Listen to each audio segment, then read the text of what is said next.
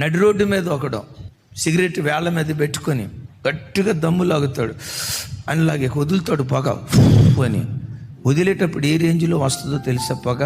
రైలు గొట్టంలో నుంచి వస్తుంది చూసారా, ఆ రేంజ్లో వస్తుంది. దర్జాగా వాడు రోడ్డు మీద సిగరెట్ తాగుతున్నాడు, దర్జాగా బైబిల్ పట్టుకొని రోడ్డు మీద నడుచుకు రాలేని దుర్దినాల్లో బ్రతుకుతున్నాం. చివరికి మందు తాగేవాడు కూడా నడి రోడ్డు మీద మందు తాగుతున్నాడండి. పేకాట ఆడేవాడు కూడా నడి రోడ్డు మీద పేకాట ఆడుతున్నాడండి.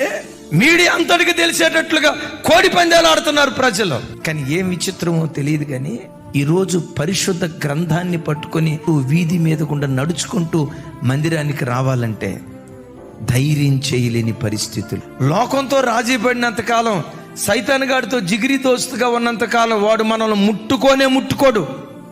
ఎప్పుడైతే దేవుని వైపు తిరుగుతావో సాతాను అప్పుడు నీతో యుద్ధం చేయటం ప్రారంభిస్తాడు.